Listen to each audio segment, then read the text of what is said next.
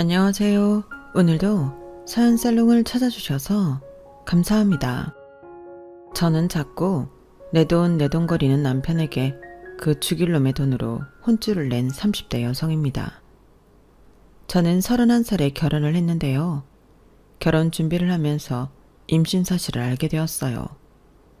그래서 정신없는 신혼생활을 보냈죠. 그때 정리하지 못한 것이 있었어요. 바로 돈에 관련된 문제인데요. 부부 사이에 꼭 짚고 넘어가야 하는 부분이잖아요. 그 부분에 대해 저희 부부는 일절 의논은 하지 않았고 그렇게 자연스럽게 각자 따로 관리하게 되었어요. 첫 단추부터 잘못 깬 거죠. 남편은 자주 그런 단어를 썼어요. 내 돈이라는 단어요. 그리고 그런 단어도 썼죠. 네 돈이라는 단어를요. 그렇게 남편은 구분하기 시작했어요. 그러다 결혼 6년 차가 되던 해, 저는 남편이 시댁에 매달 100만 원을 주고 있었다는 사실을 알게 되었어요.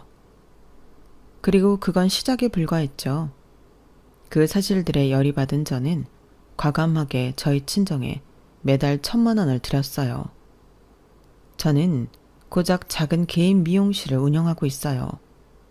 그런데 그렇게 큰 돈이 어디서 났는지, 그래서 남편의 반응이 어땠는지 궁금하시죠? 지금부터 말씀드릴게요. 저는 가난한 집의 딸로 태어나 어릴 때부터 제 힘으로 돈을 버는 게 목표였어요.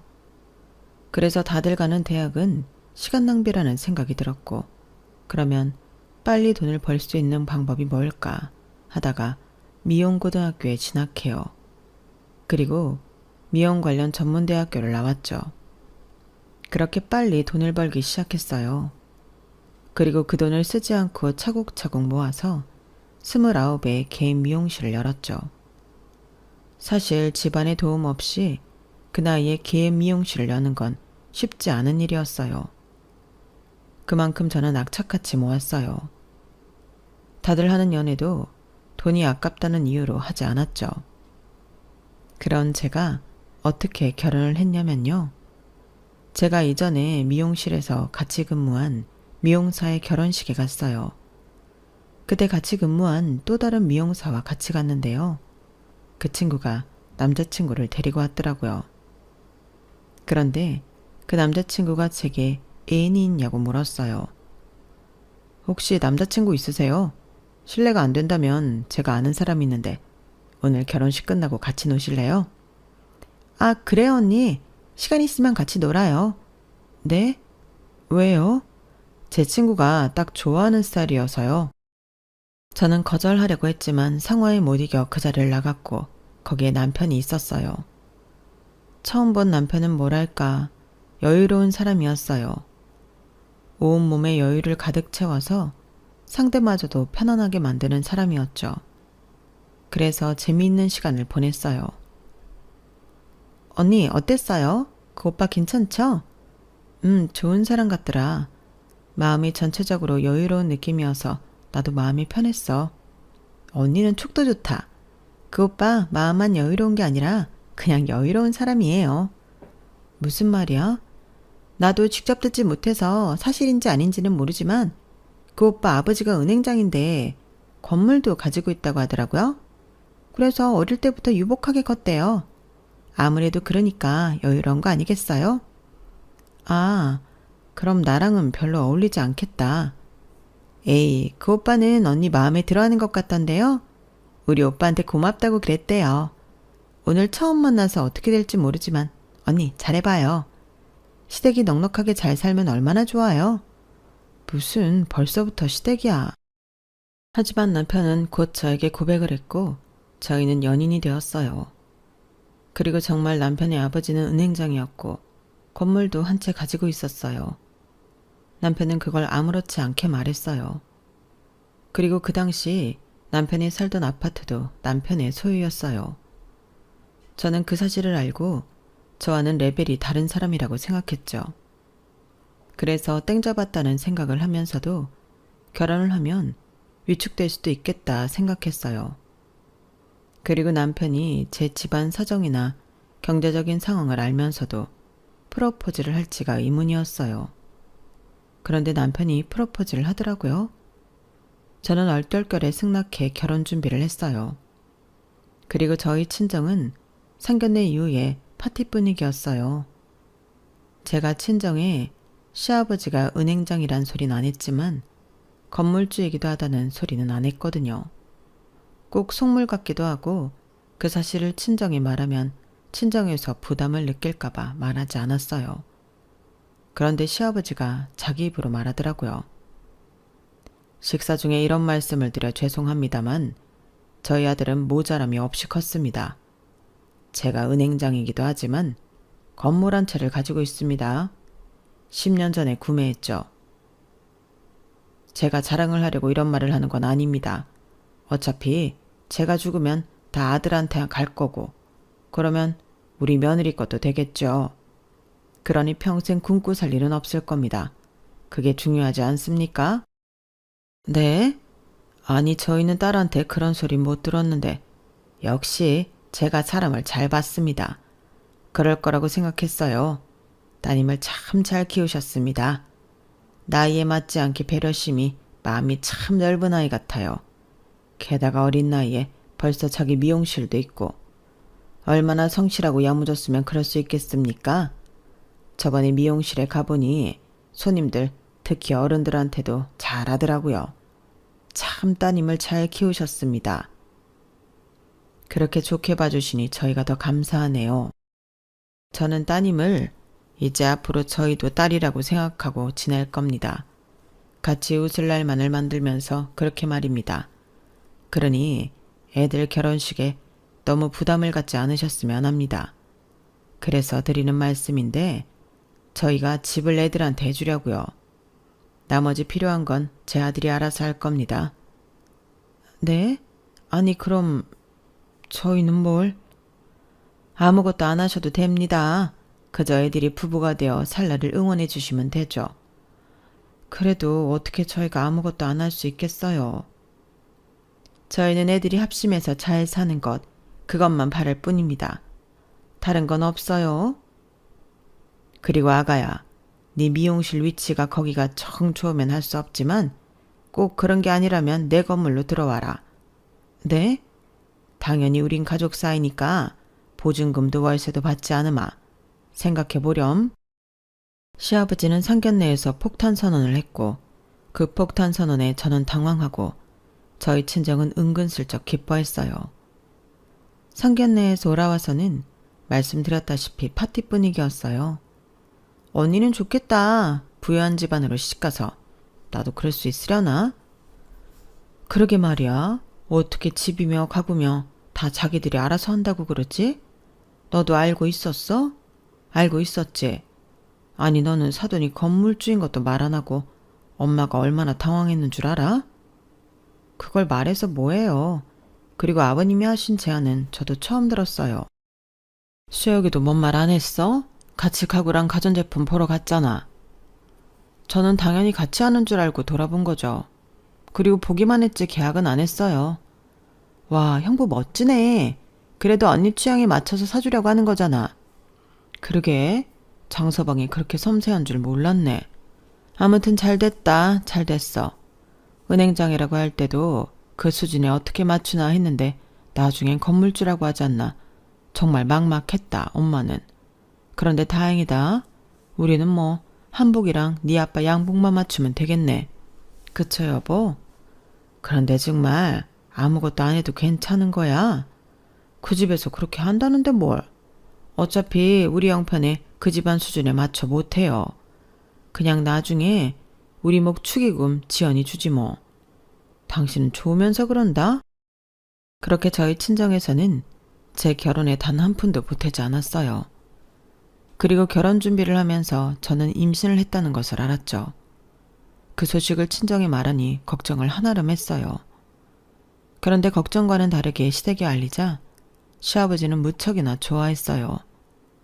복덩이가 복덩이를 물고 왔네. 저는 시아버지의 무한한 사랑을 받으며 결혼하게 되었어요. 저는 걱정이 없었어요. 이런 따뜻한 시아버지와 함께라면 시댁살이 10월 드는 제게 남일 같았죠. 물론 시어머니도 좋은 분이었어요. 은행장 사모님으로서 품위를 지키는 분이라 저에게도 친절하게 했죠. 하지만 저는 뒤늦게 알게 되었어요. 그건 시아버지라는 방패가 있었기 때문에 가능한 사실이었다는 걸요.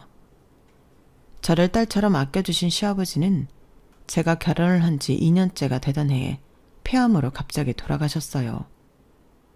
말기에 발견되어서 선고를 받은 지 반년 만에 돌아가셨죠. 장례식에서도 그랬지만 전 시아버지가 몇 개월 남지 않았다는 선고를 받을 때부터 슬펐어요. 정말 우울했어요. 결혼을 하고 시아버지와 좋은 추억이 그렇게 많았거든요. 그래서 저는 장례식에서 참 많이 울었어요. 모르는 사람은 제가 시아버지의 딸이라고 생각할 정도였어요. 그런 저에게 시어머니의 행동이나 반응은 너무 이상했죠. 시어머니는 전혀 울지 않았어요. 그리고 장례식장은 불편하다며 3일 내내 9시가 되면 집에 데려다 달라고 했죠. 그리고 다음날 11시쯤 왔어요. 저는 시어머니가 너무 슬퍼서 오히려 침착한 건가 그런 생각을 하기도 했어요. 그런데 남편에게 물어보니 그건 아니었어요. 어머님 괜찮으신 거 맞아? 울지도 않고 멀쩡하니까 오히려 이상해서. 괜찮아. 저럴 줄 알았는데 뭘. 그게 무슨 소리야? 우리 부모님 겉으로는 이상적인 부부처럼 보이지만 사실은 아니거든. 이상적인 부부 맞잖아. 두 분 싸우는 것도 한 번도 못 봤는데 항상 배려해서 말하고. 그만큼 서로 벽이 있는 거지. 나 어릴 때부터, 아니 태어났을 때부터 각방 썼어. 아버지 서재에 침대 있잖아. 그거 보고도 몰랐어? 아, 그건 일하다가 피곤하실 때 쓰는 건 줄 알았지. 각방 쓰셨구나. 아버지는 서재에서 지냈어. 어머니는 안방 쓰시고. 아무래도 둘 다 원한 결혼이 아니었으니까. 그게 무슨 말이야? 우리 부모님 밖에선 연애 결혼했다고 하지만 사실 그냥 하룻밤의 실수였어. 어떻게 만났는지는 나도 자세히 모르지만 은행원이던 아버지와 패션 잡지사에서 일하던 어머니가 어쩌다 하루 만나서 시간을 보냈는데 나를 가진 거야. 그 당시엔 낙태고 뭐고 불법이었으니까 서로 잘 모르는 사이여도 결혼을 할 수밖에 없었던 거지. 아, 그런 사연이 있었구나. 난 전혀 몰랐어. 그럼 모를 수밖에 없지. 아는 사람도 별로 없을걸. 그만큼 어머니가 대처라고 해야 하나? 그런 걸 잘했으니까.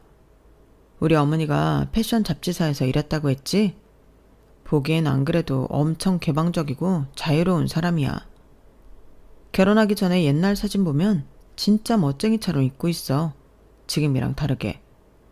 그랬던 어머니가 보수적인 은행원을 만나 평생 억압받고 억누르고 산 거지. 나중엔 어울리지도 않는 사모님 행세를 하면서. 우리 어머니 패션도 패션이지만 명품에도 일가견이 있어. 그런데 은행장 사모님이니까 뭘 하든 그 위치에 맞춰서 사셨지. 특히나 시아버지가 사치 부리는 걸 정말 안 좋아했어. 그래서 뭐 명품도 클래식한 거 몇 개 돌려서 썼잖아. 그러니까 아마 지금도 슬프다기보다는 좀 속이 시원할걸? 그렇게 말하는 남편의 표정은 조금 슬퍼 보였고 저는 남편이 시어머니가 그렇게 된 것에 자기 탓이 있다고 자책해왔다는 걸 알았어요. 그러면서도 놀랐죠. 저는 시부모님에게 그런 사연이 있는 줄은 꿈에도 상상하지 못했거든요. 그만큼 저는 시부모님의 사이가 좋은 줄 알았어요. 하지만 남편의 말을 믿을 수밖에 없었죠. 시아버지가 돌아가신 이후로 시어머니 행동이 180도 달라졌거든요. 시어머니는 일단 기존에 있었던 심플하고 클래식한 옷들을 죄다 버리고 화려한 명품을 사입기 시작했어요. 그리고 수수하게 하던 화장도 화려하게 변했죠. 게다가 저에게 피부과에 데려다 달라고 하더니 울세라며 뭐며 피부 시술을 엄청 받기 시작했어요. 그렇게 완전히 다른 사람이 된 시어머니는 불편한 얼굴을 하고 자기 집에서 1층에 있는 제 미용실로 내려왔어요. 그리고 이 사람 저 사람 자기 지인을 부르기 시작했죠. 제 미용실은 시어머니의 아지트였죠. 왔어? 아유, 밖에 날씨가 참 덥다. 여긴 아직도 에어컨을 안 틀었어? 월세 안 낸다고 하지 않았나? 뭘 그렇게 아낀다고 에어컨을 안 틀었대? 아, 그러네. 나도 왠지 덥다 했더니 에어컨을 안 틀었구나. 얘 아가야, 에어컨 좀 틀어라. 너는 정말 뭘 아낀다고 에어컨도 안 트니? 죄송해요. 별로 안 더워서. 네가 덥고 안 덥고가 중요해? 손님들이 더울 수도 있으니까 트는 거지. 이제야 좀 시원하네. 여기 커피는 없어? 아가야, 냉커피 2잔만 타와라. 냉장고에 있어요. 지금 오픈 준비해야 돼서. 그거 쓸고 닦고 얼마나 걸린다고. 빨리 가서 냉커피 2잔 타와. 아니 넉 잔. 이제 곧 올 테니까. 누가 더 오세요? 맨날 모이던 친구들인데 뭘 새삼. 어머님, 넓지도 않은데 자꾸 부르시면 곤란해요. 손님들 앉을 자리도 없겠어요. 예, 우리가 이렇게 앉아있는 게 너한테 얼마나 도움이 되는지 몰라서 그래? 이렇게 앉아있으면 손님을 부르게 되어 있어. 누가 팔이 날리는데 오고 싶겠니? 그리고 넓지도 않아? 지금 우리 건물 무시하는 거야? 어머나, 보증금에 월세도 안 받는데 그런 소리까지 들어야 해? 자기 정말 안 됐다. 내가 이렇게 산다니까? 구분구분 말은 듣지도 않고 꼬박꼬박 말 대답은. 우리 아들은 왜 이런 애를 데리고 왔는지 몰라. 너 이러면 내가 월세 받는 줄 알아? 아무리 며느리로 받아야지. 돈 앞에서는 다 남남인 거야. 그러고 보면 자기 남편은 참 너무했어. 너무해? 자기한테는 명품백 하나 제대로 못 사게 하면서 며느리는 세도 안 받아, 관리비도 안 받아, 보수나 관리도 공짜로 해줘.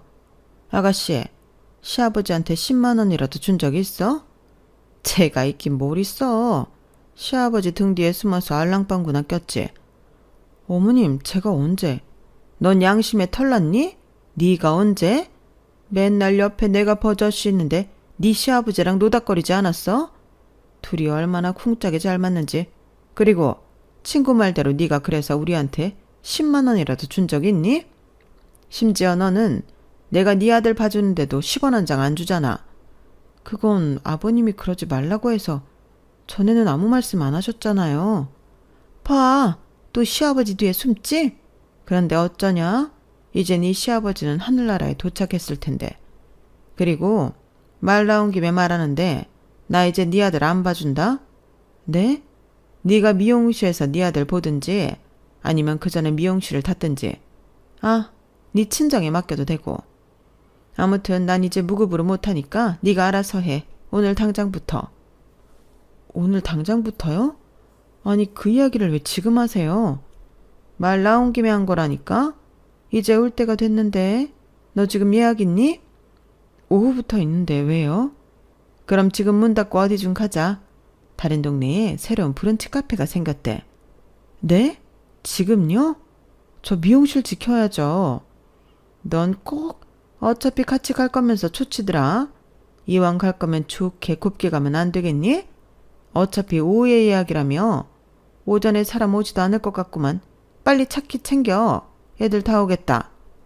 그럼 이 커피는 어떻게 해요? 2잔은 드시지도 않았잖아요. 버려. 내가 깜빡했네. 커피 마시러 갈 예정이었는데 말이야. 뭐 그깟 커피 얼마나 된다고. 그런데 우리 저번에 간 카페는 참 별로였어. 그치? 그러니까 거긴 커피 맛이 별로더라. 그런데 자기 이번에 또 옷 산 거야? 이거 너무 예쁘다. 자기 얼굴이 확 사네 살아. 너 차키 빨리 안 챙기니? 너 계속 그런 식으로 하면 정말 이제껏 안 받은 월세랑 보증금 받는다? 저는 2년치가 넘는 월세와 보증금을 시어머니가 정말 받을 것 같아서 차키를 챙겨서 시어머니 수발을 들었어요. 그런 적이 정말 많았어요. 제 직업이 미용사인지 며느리인지 모르겠더라고요. 더군다나 남편은 시아버지가 돌아가신 뒤에 더 자주 시댁에 가고자 했어요. 앞뒤가 안 맞잖아. 아버님이 돌아가신 걸 슬퍼하지 않을 거라며. 그럼 허전함도 안 느끼실 거다냐. 그런데 왜 시댁에 가 있으라는 거야? 그래도 30년을 넘게 2분이서 살다가 혼자가 되었는데 안 외롭겠어? 슬픈 거랑은 다르지. 그리고 왜 이렇게 말을 차갑게 해? 자기는 시어머니가 걱정되지도 않아? 정말 어머니 말대로 자기한테 시부모님은 시아버지 뿐이야? 어쩜 그렇게 차별 대우를 해? 자기야말로 말을 왜 그렇게 해? 내가 언제부터 차별 대우를 했다고. 나는 그저 너무 자주 간다는 거야.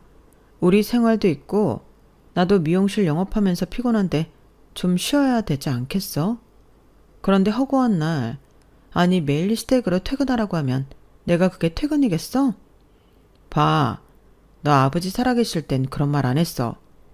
정말 너한테 시부모님은 아버지뿐이구나. 우리 어머니가 괜히 그런 말을 한 게 아니네. 어머니가 얼마나 서운해하는 줄 알아? 어머니가 그러셔? 최근에도?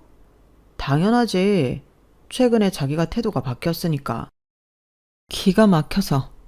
그리고 자기도 생각해봐. 어머니 아버지 돌아가시고 유산 한 푼도 못 받았어. 아버지가 건물 나한테 주셨잖아. 그리고 이제껏 부모님이 그 건물 제일 꼭대기에 살았으니 어머니는 집도 아들한테 뺏긴 거나 다름없어. 연금 받으시잖아. 그거야 부부한테만 상속이 되니까 어쩔 수 없었던 거고. 아마 아버지 자식한테 연금 상속되었으면 자식한테 상속했을걸? 봐. 얼마나 우리 어머니 처지가 안타까워. 그래 알겠어. 어머님 댁에서 기다릴게. 퇴근하고 곧장 와. 그래요. 저도 부인이고 와이프고 마누라로서 한평생 가정을 위해 애썼는데 남편에게 유산 한 푼도 못 받은 처지가 안쓰럽긴 했어요. 더구나 남편의 말처럼 보수적인 시아버지 옆에서 시어머니는 남다른 패션 센스도 뽐내지 못하고 30년 동안 재미없게 살았잖아요. 거기다가 시아버지랑 시어머니가 9살 차이가 나고 계산을 해보니 남편을 낳았을 때 시어머니는 고작 22살이었더군요. 시어머니가 그렇게 행동하는 것도 이해 못할 것은 아니었어요. 하지만 계속 자기 집에서 제 미용실로 출근하듯 드나들고 저를 운전수로 쓰는 게 짜증나서 저는 홧김에 미용실을 이전해버렸어요. 그러자 시어머니는 제 의도를 알았는지 무척이나 기분 나빠했어요.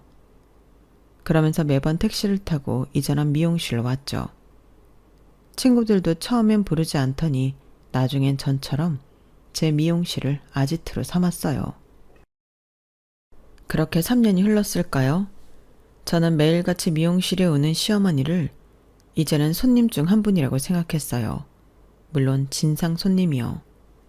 저는 시어머니를 진상 손님이라고 생각했어요. 왜냐하면 그 3년 동안 시어머니가 제 손님과 싸운 적이 여럿 있었거든요. 아, 지금 우리 며느리가 머리 감겨주러 가서 일단 여기 앉아요. 뭐 하려고요? 매직하려고요. 원장님이세요? 아, 원장은 우리 며느리고 일단 매직한다고 했죠? 여기에는 매직이 3코스가 있어요. 그 중에 손님은 아마 C코스를 해야겠다? C코스가 A코스보다 3배나 비싸네요. 저한테 너무 비싼데? 그냥 A코스로 해주세요.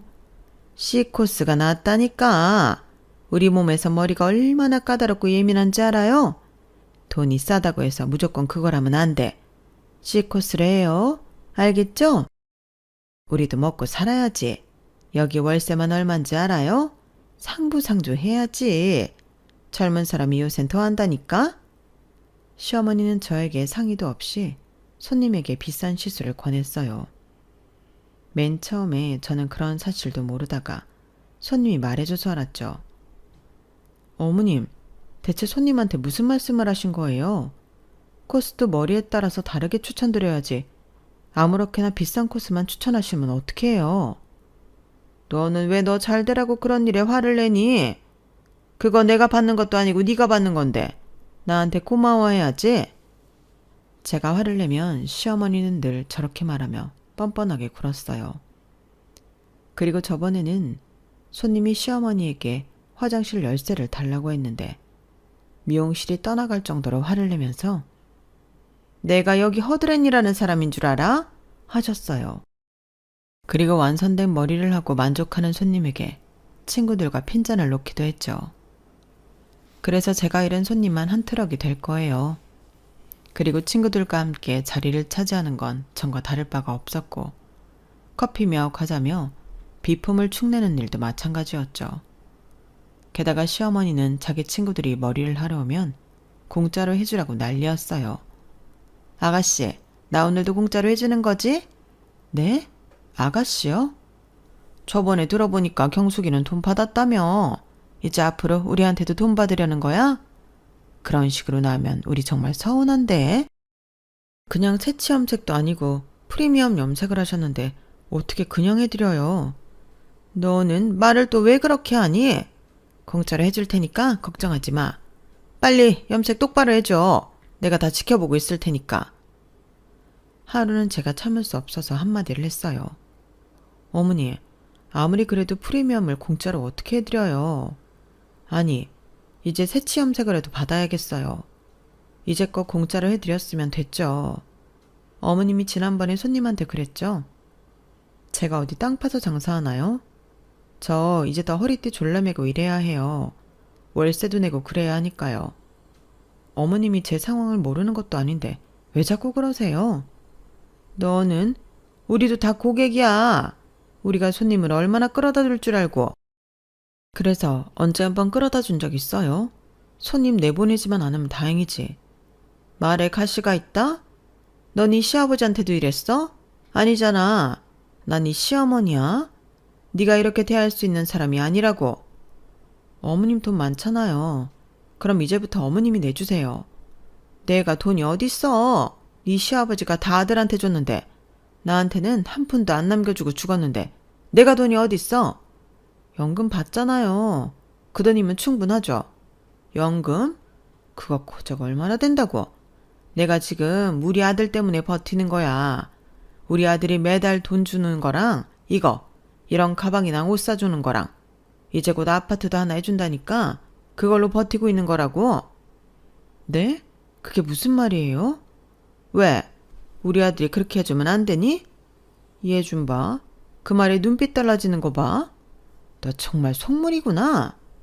애초에 우리 아들이 건물주 아들이어서 결혼했지. 내 예상이 맞았어. 맨날 우리 아들한테 돈 달라고 한다더니 정말이구나. 너는 네 시아버지 아니었으면 진작 우리 식구 못 됐어. 알긴 아니? 잠깐만요. 제 남편이 어머님한테 매달 돈을 준다고요? 명품 가방, 옷 다 남편이 사준 거라고요? 아파트는 또 무슨 말이고요? 그래, 우리 아들이 나 놀라고 매달 100만 원씩 준다. 이 가방이며 옷 다 우리 아들이 사준 거고. 그것만 있는 줄 아니? 나 내 돈으로 내는 거 없다. 가스비며 전기세며 보험비며 다 우리 아들이 내주고 있어. 자기 키워주느라 고생했다면서. 그런데 너한테는 말하지 말라고 하더라. 네가 속물이라 싫어할 거라면서. 그런데 딱 맞는 말이네. 네 표정 보니까. 아파트는 무슨 말이에요? 너 이번에 새 아파트 하나 투자했다며. 그 아파트 나 주기로 했다. 저는 생전 처음 듣는 말이었어요. 물론 남편이 부업으로 부동산 투자를 하는 건 결혼 전에도 알고 있었고 저도 괜찮은 투자라는 생각에 동의하고 있었어요. 그래서 결혼을 하고 아파트 2채를 사서 한 채는 세를 주고 있고 남은 한 채에 저희 식구가 살고 있어요. 그리고 2년 전에 남편이 세를 주던 아파트와 결혼 전에 가지고 있던 아파트를 팔아 건물을 샀죠. 그렇게 저희는 건물주가 되었어요. 그런데 남편이 올해 아파트 투자를 하자고 하더군요. 저는 건물을 살 때 받은 대출을 아직도 갖고 있어서 남편을 말렸는데 투자 가치가 있는 아파트라며 저를 설득해 결국 그 아파트를 샀어요. 그리고 그 아파트를 사면서 남편이 분명 그곳에 이사를 가자고 했거든요. 그런데 알고 보니 시어머니에게 주려고 했던 모양이에요. 그래요. 자기가 연민하는 어머니에게 집을 사주고 싶을 수 있죠. 하지만 그건 결혼을 하기 전에 가정이 없었을 때 가능한 일 아닌가요? 아니면 적어도 부인인 저에게 상의해야 하는 일이잖아요. 그리고 결정적으로 저에겐 명분이 있었어요. 남편은 건물을 매입하기 전에 2채의 아파트를 팔면서 세금에 대해 알게 되었어요. 그래서 세금 때문에 건물도 가지고 있던 아파트와 살 아파트도 공동 명의로 했죠.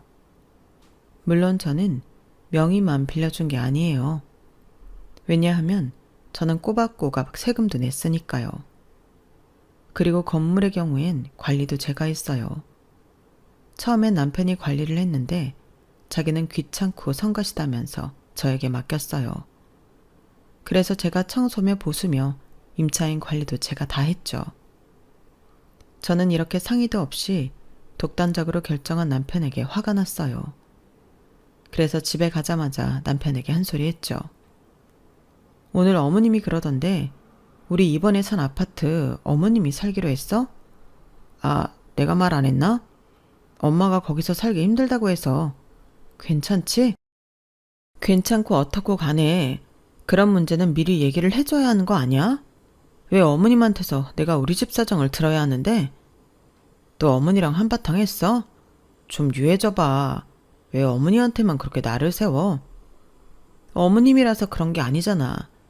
자기가 무슨 결정을 했든 그게 독단적이면 난 화를 낼 거야. 독단적? 그럼 내가 이 문제를 자기랑 상의해야 하는 이유가 뭔데? 우린 부부잖아. 그리고 공동명의고. 그러니 당연히 상의해야지. 공동명의니까 상의해야 한다고? 웃긴다. 그게 말이 공동명의지. 네가 그것들 사는데 보탬이라도 됐어? 돈을 안 냈으니 그럴 명분도 없다고? 아, 그래? 그런데 그런 말을 하려면 적어도 건물 관리는 네가 했어야지. 앞으로 네가 할래? 그럼 나도 순순히 빠져줄게. 다 끝난 이야기를 왜 할까? 그거 좀 관리하는 게 뭔 대수라고. 그러니까 그럼 네가 하라고. 아니면 나한테도 수입 일부 줘. 이제껏 나 세금 내면서도 한 푼도 못 받았어. 그래, 수입도 주고 생활비도 줘. 그럼 나도 네가 부동산을 가지고 뭘 하든 터치 안 할게. 결국 돈을 달라 이거네. 그래, 심지어 너는 우리 엄마가 우리 애 봐주는데 돈 한 푼도 안 줬잖아. 나는 어머님이 우리 애 봐줄 때 매달 조금이라도 드렸어. 고작 그거 몇 푼이나 됐다고 그거 가지고 생색내기에 쪽팔리지도 않아? 그리고 요새 미용실 불경기야? 왜 자꾸 돈 타령이지? 저번에 우리 어머니랑 친구분들 갔을 때도 돈 받으려고 했다며. 야, 그러면 솔직히 재료값만 받아야지. 뭘 다 받으려고 그래? 그러게 건물에선 왜 나갔어? 그냥 있으면 되지.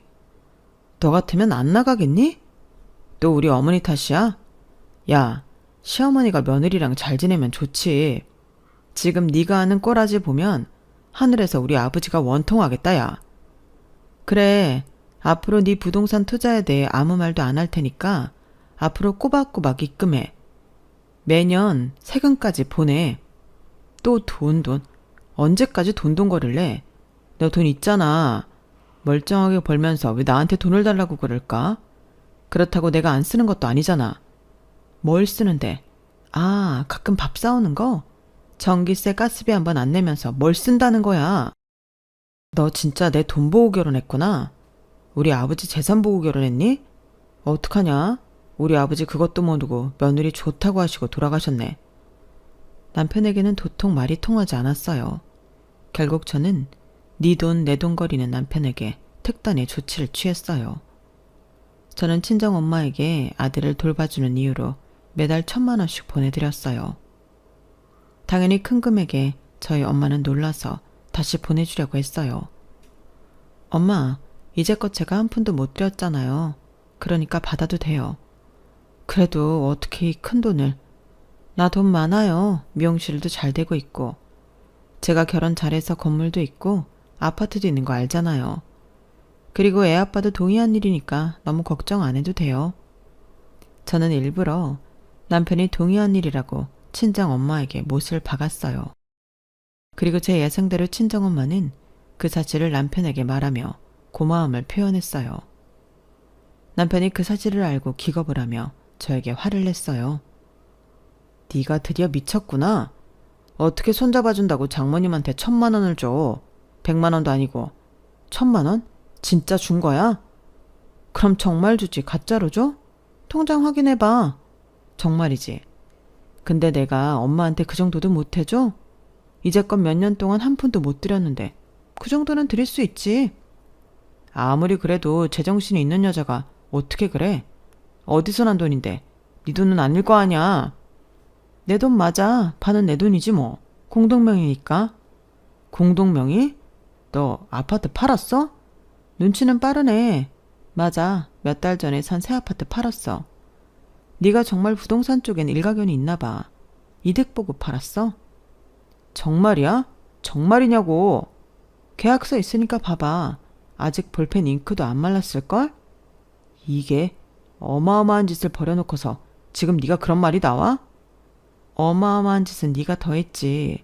나는 너처럼 했을 뿐이야. 그게 무슨 말이야? 네가 매번 이런 식으로 굴었잖아. 내 돈이니까 상의 없이 마음대로. 나도 그렇게 한 거야.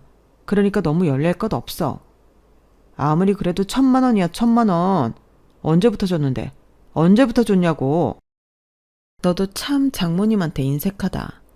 이제껏 네가 내가 시어머니한테 한 것처럼 운전수배를 들었니? 공짜로 머리를 해줬니? 아니면 장모님 친구들 비를 맞췄니? 그것도 매일. 그거 다 3,000만 원으로 갚았다고 생각해.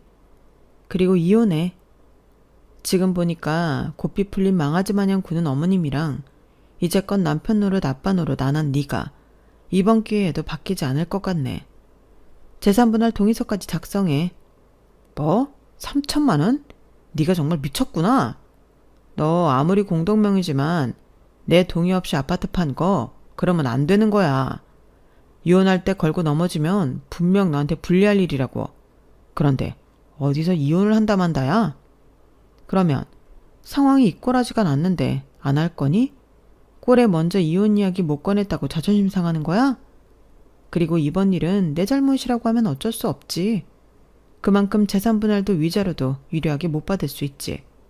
그런데 넌 청렴하니? 결백하니? 이제껏 생활비 준 적 없고 가사에도 불성실했고 육아도 전혀 하지 않았잖아. 게다가 공동명의 재산에서 내가 수입 얻은 게 뭔데 관리만 내가 하고. 난 그 증거들도 다 있어. 그렇게 말하면서 저는 준비한 자료들을 보여줬어요. 결혼 6년 동안 남편이 생활비 명목으로 그리고 공동명의의 재산에 대한 수익 관련으로 제게 입금한 돈이 없다는 내역과 제가 건물 관리 목적으로 투자한 비용, 임차인들의 목록과 메시지 내용들, 세금 지출 내역이었어요. 이런 것들은 전혀 신경 쓰이지 않나 봐. 너나 나나 잘한 거 없어. 물론 나는 네가 더 잘못했다고 생각하지만 안 그래? 아직도 이게 다 내 문제야? 원래 내 재산이야. 명의만 너랑 나눈 걸 뿐이지 원래는 내 재산이라고. 내가 알아보고 내 힘으로 내 돈으로 투자한 거 아니야? 넌 단지 명의만 빌려줬을 뿐이라고. 게다가 첫 번째 건물은 아버지 유산이야. 그런데 왜 내가 너랑 수입을 나누고 공유해야지? 부부라는 이유로? 택도 없어. 그래? 그럼 난 또 그 이야기를 할 수밖에 없어. 명의만 빌려줬는데 내가 왜 관리하고 보수를 해야 해? 이제껏 보수한 부분들 내가 다 결제했어. 그 돈은 왜 안 주는데? 그래, 첫 번째 건물은 아버님 유산이라고 쳐. 그런데 나머지 부동산 매매할 때 나도 부동산 다녔어. 네가 따라다니기만 했지 부동산에 대해 뭘 안다고. 그래서 공동명의로 했는데 내 동의가 없었다고 하려고? 그럼 너한테 더 불리해지는 거 아니야? 내 명의를 세금 줄이라는 목적으로 내 마음대로 썼다는 거잖아. 그리고 나도 대출 써서 보탰어. 건물도 아파트도 보탰다고. 고작 몇 천만 원 가지고. 그 몇 천만 원이라도 보탠 건 보탠 거지. 적어도 명의만 빌려줬다는 말을 아무도 안 믿겠지? 아무리 그래도 어떻게 장모님한테 몇 천만 원을 줘? 이거 설마 장모님이랑 짠 거 아니야? 우리 집 재산 너희 집에 주려고? 그 정도쯤이야. 네가 어머님한테 이자껏 준 돈이랑 비슷하지 않겠니? 그리고 방금 우리 집 너희 집이라고 했어? 역시 그렇구나. 너는 결혼한 6년 동안 나랑 우리 아들의 식구라고 생각하지도 않았구나. 그럼 대체 결혼을 왜 했는데? 무슨 이유로 나랑 결혼한 거냐고. 어엿한 성인이 결혼하는 게 무슨 이유가 있어. 그냥 때가 되어서 한 거지. 그리고 난 네가 이렇게 속물인지 몰랐다. 속물 좋아하네. 이제껏 내 돈으로 먹고 자고 생활한 주제에 속물은 너 아니야? 너는 엄마잖아. 너는 아빠 아니니? 너는 남편 아니야? 네가 우리 세 식구 살림에 뭘 얼마나 보탰는데? 그래서 그걸 이런 식으로 갚는다고? 너 후회할 거야. 방금 이혼자는 말도 되돌릴 수 없는 거 알지? 말은 한 번 뱉으면 주워 담을 수 없다고. 내가 홧김에 그런 말 하는 것 같아? 이혼에 동의한다는 뜻이지? 그럼 얼른 이거나 써. 아니, 난 이 서류에 동의 못해. 소송해. 소송하자고. 그렇게 저희 부부는 이혼 소송을 하게 되었어요. 남편은 어떻게든 부동산 재산이 저한테 유리하지 않게 만들 거라고, 특히나 유산만큼은 재산 분할에 포함되지 않을 거라고 기세등등하게 말했어요. 하지만 법원에서는 시아버지의 유산인 건물을 실질적으로 관리한 것이 저이며 공동명의를 한 이후에 제가 세금까지 낸 점을 고려해서 유산까지 재산분할 목록에 포함했어요. 결국 모든 부동산 재산이 재산분할 목록에 포함되었죠. 그리고 판결은 제게 유리하게 되었어요. 저는 남편에게 보여준 모든 자료와 증거를 법원에 제출했는데요. 법원은 그것들을 토대로 부동산에 대한 저의 실질적인 기여도를 인정했어요. 그리고 그런 저의 실질적인 기여에 남편은 아무 보상이 없었다고 말했죠. 그만큼 남편이 독단적으로 수입을 관리한 것이 인정되었어요. 그리고 남편이 저에게 생활비를 한 번도 준 적이 없다는 점과 가사노동의 기여도가 없다는 점, 결혼을 통해 얻은 가족보다 시어머니에게 치우쳐 행동했다는 점도 저에게 유리하게 작용했어요. 물론 제가 독단적으로 아파트를 매각한 것은 문제가 되었어요. 제가 주장한 재산 분할에 불리하게 작용했죠. 하지만 그럼에도 넉넉한 위자료와 높은 금액의 양육비를 얻어낼 수 있었어요. 그리고 부동산 중 지금 세 식구가 살고 있는 아파트는 제 소유가 되었어요. 그리고 시아버지가 남긴 유산도 제 소유가 되었어요.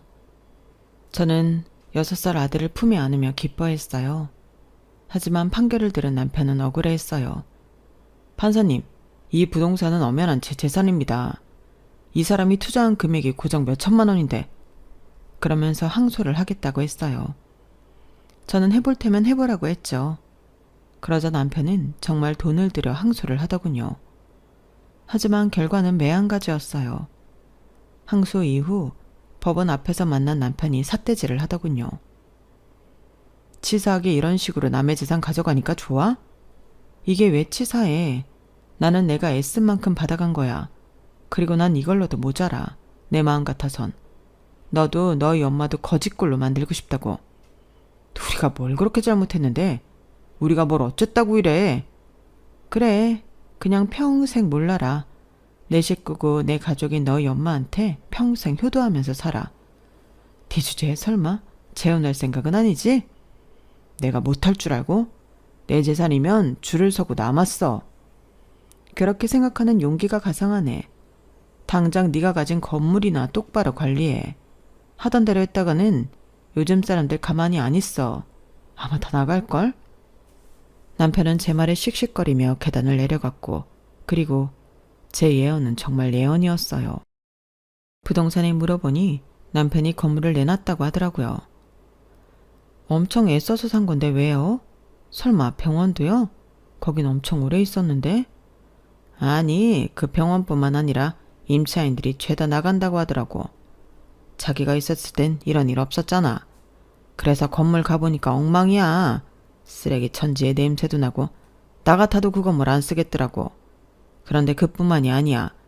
관리는 그렇게 하면서 세는 올리겠다고 그랬어. 내가 사정을 알았으면 진작 말해주는 건데. 아무튼 그래서 건물 내놨어. 아마 말해줘도 모를 거예요.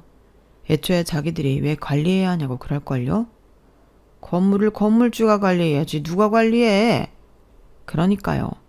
건물 내놓고 지금은 정신 차렸나 모르겠네요. 그런데 오늘은 웬일이야? 괜찮은 아파트 있나 보려고요.